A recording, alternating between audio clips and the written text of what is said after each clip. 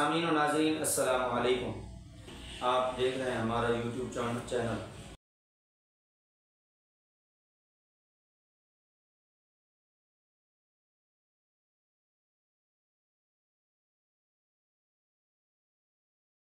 جیسا کہ آپ حضرات کے علم میں ہے کہ قسط وار یہ سلسلہ ہم نے یہودیوں کی تاریخ کے حوالے سے شروع کیا، آج اس کا دوسرا پارٹ آپ کے سامنے آ رہا ہے، اس کو بخوبی دیکھیں۔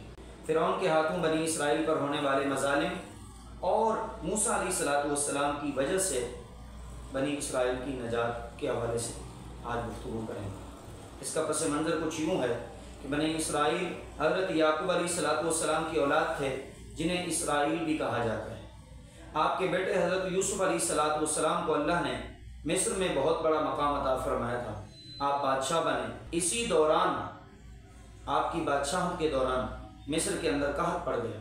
قحط کے دوران حضرت یعقوب کے بیٹے آپ کے پاس تشریف لائے اور پھر حضرت یعقوب علیہ السلام بھی آپ کے پاس تشریف لائے۔ بہرحال مصر میں آ کر آباد ہوئے اور یہیں پر آ کر ان کی آگے سلسلہ شروع ہوا۔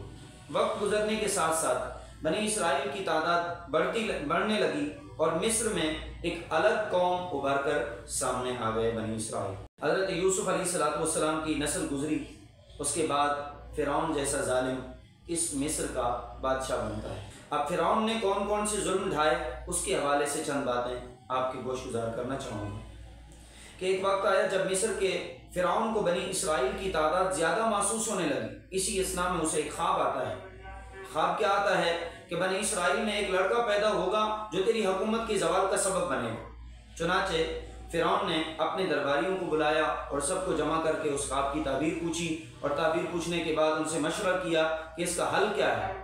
چنانچہ اس کو یہ بتایا گیا اور اسے یہ مشورہ دیا گیا کہ بنی اسرائیل میں جو بھی بچہ پیدا ہو اس کو قتل کروا دیا جائے۔ بہرحال فرعون نے یہ اقدام اٹھانا شروع کیے، ظالمانہ اقدامات شروع کر دیے۔ نمبر 1، نو مولود لڑکوں کو قتل کروانا شروع کیا اور ان کی بچیوں کو زندہ رکھا۔ قرآن پاک میں آتا ہے وَإِذْ نَجَّيْنَاكُمْ مِنْ آلِ فِرْعَوْنَ يَسُومُونَكُمْ سُوءَ الْعَذَابِ يُذَبِّحُونَ أَبْنَاءَكُمْ وَيَسْتَحْيُونَ نِسَاءَكُمْ وَفِي ذَلِكُمْ بَلَاءٌ مِّن رَّبِّكُمْ عَظِيمٌ۔ کہ بنی اسرائیل سے کہا گیا یاد کرو جس وقت تمہیں فرعونیوں سے اللہ تبارک و تعالیٰ نے نجات عطا فرمائی، اس حال میں کہ تمہارے بچوں کو قتل کروا دیا جاتا تھا اور تمہاری بچیوں کو زندہ رکھا جاتا تھا اور تمہیں غلام بنا دیا گیا تھا۔ اللہ تبارک و تعالیٰ نے تمہیں اس عذاب سے نجات عطا فرمائی۔ ان کے جو لوگ تھے ان کو غلام بنا کر رکھا جاتا تھا، ان سے سخت کام لیے جاتے تھے، مثلا عمارتیں بنانا، پتھر ترشوانا اور کھیتی باڑی کے کام کروانا، جتنے مشقت والے کام تھے ان کو دے دیے جاتے۔ انہیں غلام بنا کے رکھا ہوا تھا، غلامی کی زندگی بسر کر رہے تھے اور ساتھ ساتھ مذہبی جبر بھی تھا کہ اس کے اوپر بھوت سوار ہوا، فرعون کے اوپر الہ ہونے کا دعویٰ کیا اور پھر جو بھی اس کے ہتھے چڑھتا اس سے اپنی ربوبیت کا اقرار کرواتا۔ بنی اسرائیل سے ظلم کی طور پر، جبری طور پر یہ اپنا مذہب قبول کرواتا اور اپنے الہ ہونے کا اقرار کرواتا۔ سامعین محترم، اسی اثناء حضرت موسیٰ علیہ السلام کی ولادت ہوتی ہے۔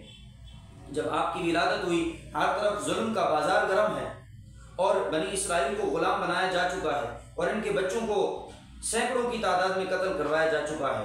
اسی اثناء جب آپ کی پیدائش ہوئی، آپ کی والدہ نے آپ کو ایک تابوت، ایک صندوق کے اندر رکھ کر دریائے نیل کے سپرد کر دیا۔ سامعین و ناظرین، یہی صندوق دریائے نیل کے جب سپرد ہوتا ہے، چلتا ہے، فرعون اور اس کی بیوی کو پتہ چلتا ہے، پھر اس صندوق کو اٹھایا جاتا ہے اور کھول کر دیکھا جاتا ہے کہ اندر سے ایک حسین و جمیل خوبصورت بچہ نمودار ہوتا ہے۔ فرعون اور اس کی بیوی اس بچے کو لے کر آتے ہیں، گھر میں پرورش کرتے ہیں۔ پھر یہی بچہ جب بڑا ہوتا ہے، جوان ہوتا ہے، جوان ہونے کے بعد اعلان نبوت کرتا ہے تو پھر حضرت موسیٰ علیہ السلام کی صورت میں یہ ظاہر ہوتا ہے۔ اللہ کی طرف سے حکم ہوا اے موسیٰ جاؤ ان بنی اسرائیل کو نجات دلاؤ فرعونیوں سے۔ حضرت موسیٰ علیہ السلام فرعون کے دربار میں آتے ہیں، کئی معجزات ظاہر ہوتے ہیں۔ مثلا آپ کو عصا عطا کیا گیا، لاٹھی عطا کی گئی جو سانپ بن جاتی، اور پھر ان فرعونیوں پر جو ہے وہ طرح طرح کے ظلم، طرح طرح کے عذاب یہ مبتلا ہوئے۔ طوفان کا عذاب آیا، ٹڈیوں کا عذاب آیا، پانی کا خون ہو جانا یہ عذاب آیا، اور اسی طرح मेंढक के अजाब इन पर भेजे गए, उसके बावजूद भी ये अपने जुल्म से, अपने जबर से बाज ना आए। सामीन और नाज़रीन, यहाँ पर इसी इसना हज़रत मूसा अलैहिस्सलाम इनके पास आते हैं और तरह तरह के मौजज़ात दिखाए जाते हैं, और जब मौजज़ात दिखाए तो अल्लाह अकबर, वो जो आपके पास जादूगर आए थे, वो जादूगर जब हारते हैं, अपने जादू का इस हाल में तोड़ देखते हैं, सारे के सारे सर बसजूद होते हैं, हज़रत मूसा अलैहिस्सलाम की कौम बनकर आपके ऊपर आपके दीन को कबूल कर लेते हैं, आप पर ईमान ले आते हैं। अल्लाह अकबर। इसी इसना हज़रत मूसा अलैहिस्सलाम को अल्लाह का हुक्म होता है, ऐ मूसा, बनी इसराइल को फ़िरौनियों से नजात दिलाई जाए और इनको मिस्र से निकाला जाए। हज़रत मूसा अलैहिस्सलाम इन यहूदियों को लेकर निकलते हैं और फ़िरौन को पता चलता है और फ़िरौन के दरबारियों को पता चलता है कि मूसा अलैहिस्सलाम इनको लेकर निकल गए हैं, लिहाजा वो आपका पीछा करते हैं। और पीछा करते करते समंदर पर जब हज़रत मूसा और आपका लश्कर पहुंचता है तो आपको हुक्म होता है लाठी मारिए। आप लाठी मारते हैं, अल्लाह अकबर, समंदर में 12 चश्मे फूट पड़ते हैं, समंदर में 12 रास्ते पैदा हो जाते हैं, हज़रत रास्ते बन जाते हैं। इधर लश्कर जाता है, पीछे फ़िरौन का लश्कर आता है, मूसा अलैहिस्सलाम के लश्कर का आखिरी बंदा निकलता है, इधर फ़िरौन के लश्कर का आखिरी बंदा समंदर के अंदर दाखिल हो जाता है, समंदर का पानी मिल जाता है। यहाँ पर फ़िरौन की जो कौम थी वो फ़िरौन समेत गरक हुई। हज़रत मूसा अलैहिस्सलाम और आपका लश्कर बखैर व आफियत आगे जजीरे तक निकल गया। अल्लाह तबारक व तआला ने यहाँ पर यहूदियों को इस अजाब से भी नजात अता फरमाई और फ़िरौनियों के जुल्म से नजात अता फरमाई। सामीन व नाज़रीन, आज की हमारी गुफ्तगू यहाँ पर ख़त्म होती है।